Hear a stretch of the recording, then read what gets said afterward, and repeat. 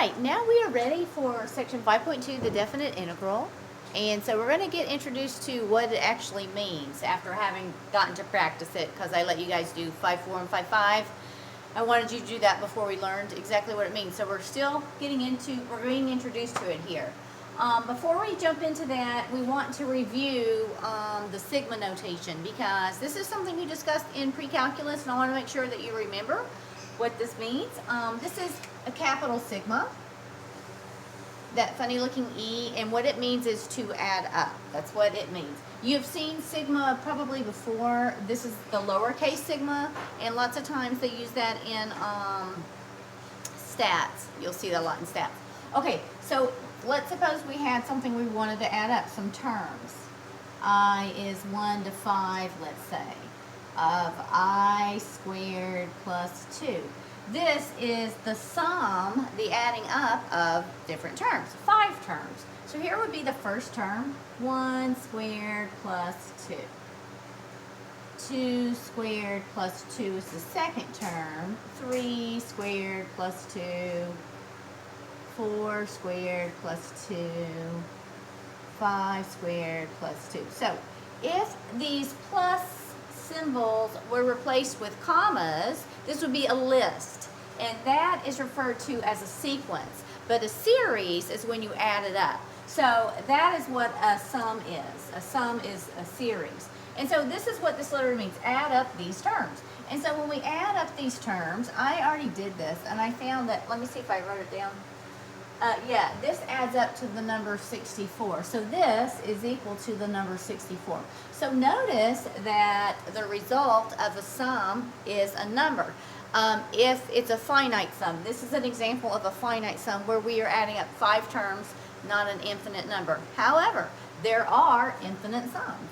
You have seen this, hopefully you saw this in pre-calculus, where I is 1 to infinity. And so if they gave us something like this, I squared plus 5, this is an infinite sum. This is an example of an infinite sum that does not converge, but here is an example of one that would converge.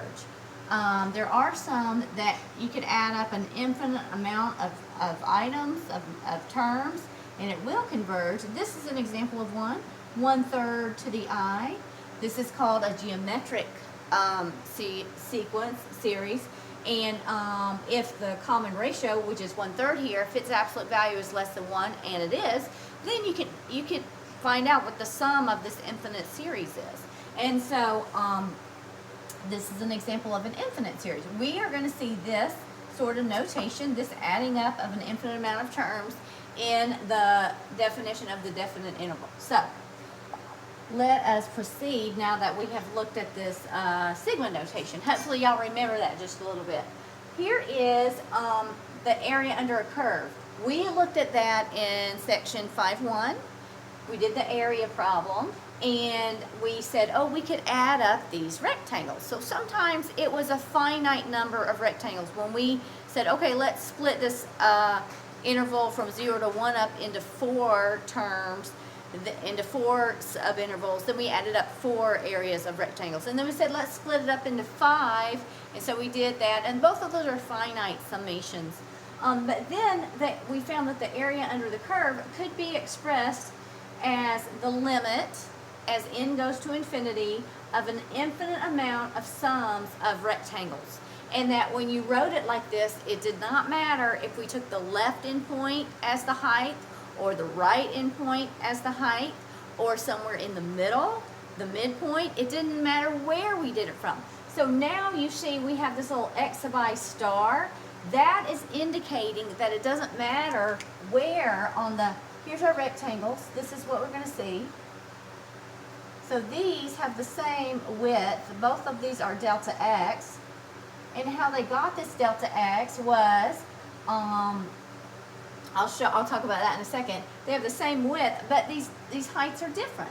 And so how did we determine the height? This height is f of x sub 2, and this is taken from anywhere on this interval if this is the second subinterval. If this is the first subinterval, this is f of x sub 1, right?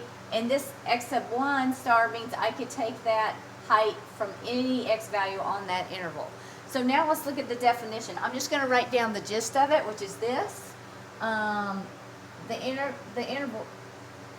integral from a to b of f of x dx. This is the definite integral. Is equal to the limit, as n goes to infinity, of the sum from I is 1 to n of f of x of I star dx. So, this sum of an infinite amount of area of rectangles, oops, I left off the, no I didn't. This sum of the infinite amount, oh yes, this is dx. This is delta x, sorry, that's not, the dx goes over here. This sum of an infinite amount of the area of rectangles is what the definite integral is. So this sum has a special name that you will hear from time to time, and it is called a Riemann sum. Riemann. After Bernard Riemann, who developed this idea. And he studied under Gauss at Cambridge, I believe. And so Gauss, you'll hear a lot. If you go into engineering, you're going to hear his name a lot. So anyway, these are called Riemann sums. And so you'll even see that referred to an example that we're going to do here in a second, this addition. So if we have to convert between these two, I'm going to show you the nuts and bolts of this, of how we can write them in both ways. This is a lot about notation right here. Let's just read through the definition real quick.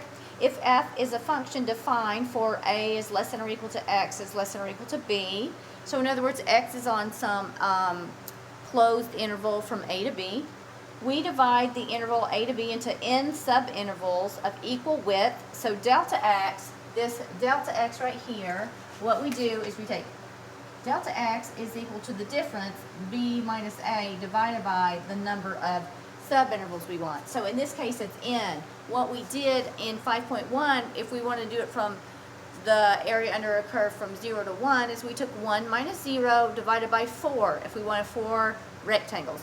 We took 1 minus 0 and divided it by 5 when we wanted 5 subintervals, and that determined our width.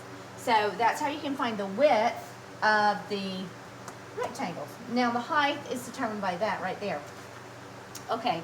Let me go back to the definition. It says we let x sub 0 equal to a, x sub 1, x sub 2, x sub n equals to b, be the endpoints of these subintervals, and we let x sub 1 star, x sub 2 star through x sub n star be sample points in these subintervals, so that x sub 1 stars lies in the ith subinterval. And the definite integral of f from a to b is this. And it's equal to this, provided that this limit exists and gives the same value for all possible choices of sample points. If it does exist, we say that f is integrable on a to b. So, let us pick apart this guy. Here is our definite integral, okay? What do all these things mean? We've got this symbol, we've got this symbol, we've got an a, we've got a b, we've got an f of x. What do they mean? Okay, this is the integral symbol. Integral symbol. All right. Why does it look like that? It was chosen by Leibniz, and you might recall that he gave us Leibniz notation is this dx instead of or d dx is a way you could talk about f prime of x. He gave us this notation, and he came up with this integral symbol because it looks like an elongated S, and what it is the sum of an infinite limit.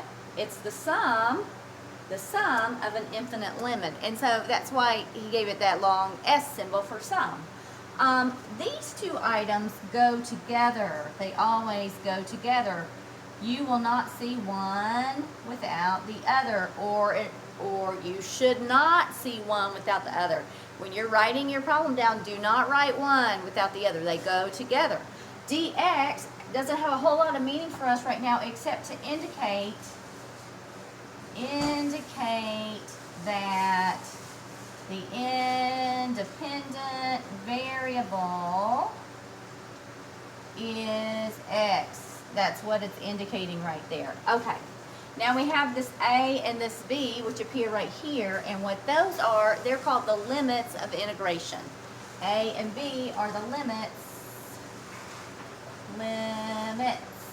of integration. A is the lower limit. B is the upper limit from A to B. And f of x is called the integrand. That is his name. All right, so now I gave us a few problems to look at. Number one, they asked, okay, let me just make sure I say this. See, is there anything else I forgot that I wanted to mention? I think we're okay. Oh, I need to mention this. X is not super special in this definition. So this is how they defined it using the variable x. However, the result of a definite integral is a number. It is a number. It does not depend on x. So in other words, this right here is equal to the integral from a to b of f of s ds. And this is equal to the integral from a to b of f of t dt. This is a number. These are all the same number. That's what those indicate. So x is a variable we use very commonly, but it doesn't have to be x. All right, that's one thing I want to point out. The other thing is, there's a blank on your sheet. The procedure for calculating an integral is called integration. There we go. So let's go and do number one. It says express each limit as a definite integral on the given interval. So let me make a little more space on my one little whiteboard. How long will we be online? I do not know. But hang in there. We're just gonna keep doing it. I'm ready to be back in the classroom, but I don't get to be, and neither do you, even if you want to be. So here we go. Let's do number one. Express each limit as a definite integral on the given interval. So number one, we have this. The limit as n goes to infinity of the sum from I is 1 to n of x of I square root of 1 minus x of I to the third delta x, and this is from 2 to 5, and then they have a second one that says the limit, whoa, we had a little thunder in our house, as n goes to infinity from I is 1 to n of x of I star over x of I star squared plus 4 delta x from 1 to 3 over this interval. Okay, so they said express each limit as a definite integral on the given interval. And so if you look right above that, I showed you how to convert it. When you're given a limit and you need to change it into a definite integral, it says let the sigma, the limit of sigma turns into the integral symbol. The integrand means take this infinite sum. And then x of I, where we would choose any x on that subinterval, turns into just the x, and delta x turns into the dx. So if we're going to rewrite this as a definite integral, it goes like this. This turns into the integral. This is the limit of the sum turned into that. And these are the lower and the upper limits of integration of this expression. Change your x of I into just x, square root of 1 minus x, x cubed. And then my delta x turns into dx. And so this means the same thing as this. Let's go again. Let's rewrite this expression. All of this business, limit of the sigma turns into my integral.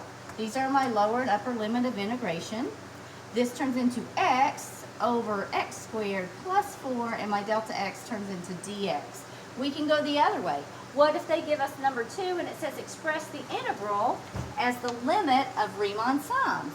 And so they give us this, the integral from 2 to 5 is equal to of x squared plus 1 over x dx. Rewrite this as the limit of Riemann sums. Well, let's see. What would that equal to? That is going to turn into the limit. This turns into the limit as n goes to infinity from I is 1 to infinity. No, I is 1 to, sorry, n. That's what I meant to write. This is my integral symbol of x sub I star